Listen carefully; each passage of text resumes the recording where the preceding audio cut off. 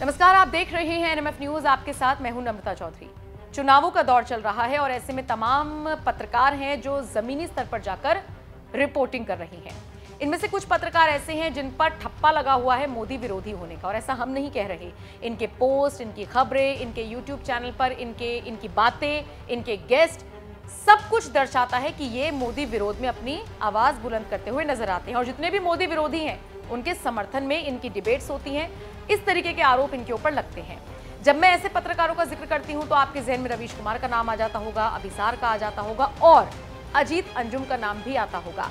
हालांकि अजीत अंजुम को ground reporting को निष्पक्ष बनाने के लिए भी एक वक्त पर जाना जाता था, लेकिन अब यह कहा जाता है कि वो भी एजेंडा चलाते हैं।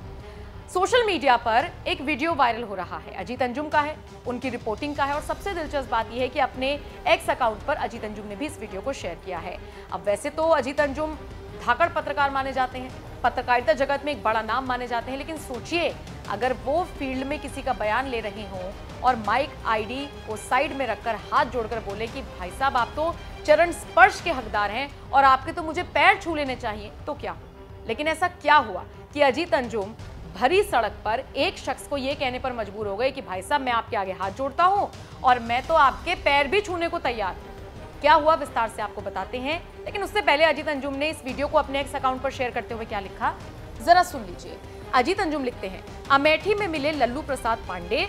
पांडे जी ने ऐसी बात कही कि उनसे कुछ पूछने के बजाय मैं उन्हें प्रणाम करने को मजबूर हो गया। #अमेठी। अब क्या हुआ कि अजीत अंजुम हाथ जोड़ने के लिए और पैर पकड़ने के लिए तैयार हो गए, वो आपको बताते हैं। दरअसल ये जो शख्स हैं लल्लू पांडे, इन्होंने अजीत अंजुम से कहा कि देखिए राहुल गांधी के लिए तो चाइना और पाकिस्तान प्रचार कर रहा है।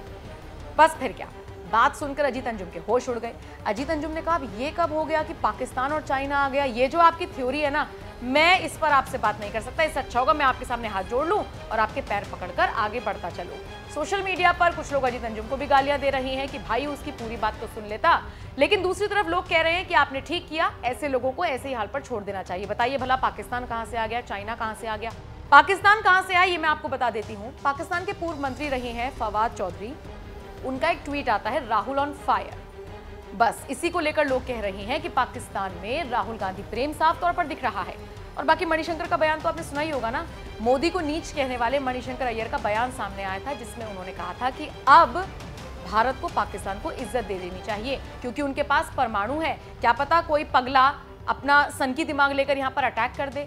और इसी को लेकर अब मणिशंकर अय्यर तो ट्रोल हो ही रहे हैं, कांग्रेस भी ट्रोल हो रही है कि आप पाकिस्तान से डरेंगे, अगर पाकिस्तान के पास परमाणु है तो भारत खाली हाथ थोड़ी बैठा है। ये सारी चीजें सोशल मीडिया पर लोग कह रहे हैं, मैं नहीं कह रही। कुल मिलाकर अजीत अंजुम से जुड़ी अब इस खबर को आप किस तरह से देखते हैं, कमेंट करके जरूर बताएं।